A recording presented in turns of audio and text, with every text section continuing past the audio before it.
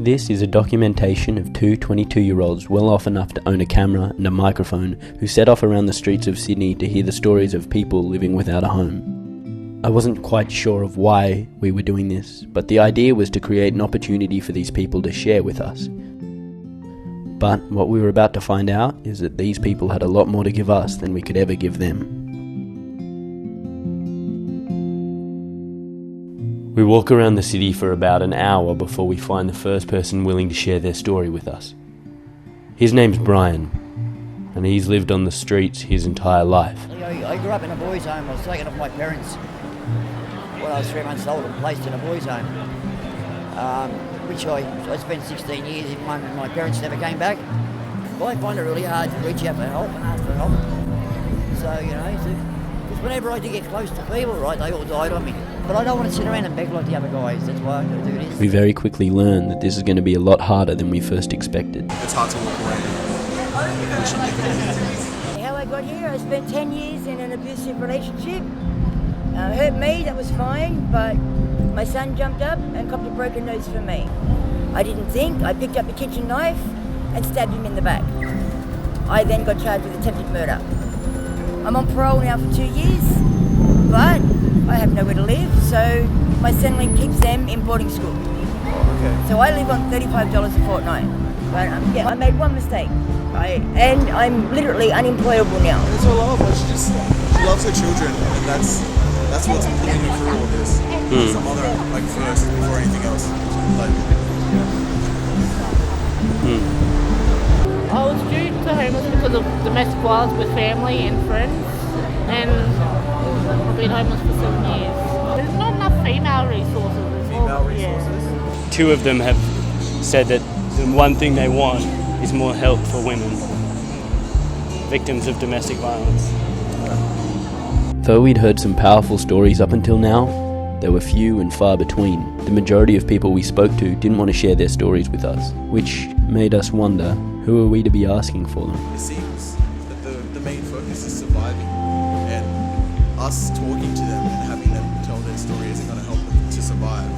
It's not going to help them to get the next day or get a warm place to stay at night or a blanket. It's not going to give them any of that. I think we'll probably just take a little break and have a think about it and decide whether we want to keep going. I was going to say, let's have some food, but that feels wrong now. Because we can. I can just go get food if I want to. And that doesn't feel right at the moment. Yeah, and then go get food and then keep asking these people who can't get there.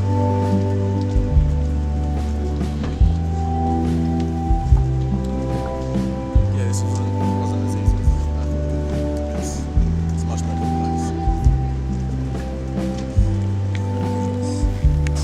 That feels quite ridiculous with my $13 bento box. But should we feel guilty? My pity won't give them anything. My pity won't do anything for them. It's not going to make their lives any easier or more comfortable. We eventually did decide to go back out and give it another try, and that's when we met Jake, a 21-year-old who'd been homeless for the last 6 years. I had everything. I had my little girl, I had my missus, but then 6 months after my little girl was born, things started tearing apart because my missus took her own life. And that's when it started, lost track of life. 4 years later, I found out my little girl passed away from brain tumor. That's what sort of changed my perspective and the way of life I look at it. Is there a message that you may have for people? Please help. Jake's story hit close to home, but even in the midst of all this misfortune, he still managed to make us laugh. When we walked away, he said, "Merry Christmas, keep smiling." That's beautiful. We then began to hear similar messages from so many others. But the only one thing is he loves me and you. Everywhere I go, people look at me as I'm different out of a whole crowd, That's why I'm in this situation, because nobody will give me a chance to prove myself to anyone, I'd say keep your head up high. Just remember that Jesus loves us all. No matter what situation you find yourself in, don't be too hard on yourself. learn self-forgiveness. These people that we've met are not worried about their place in the world. I guess they live day to day and they focus on staying positive.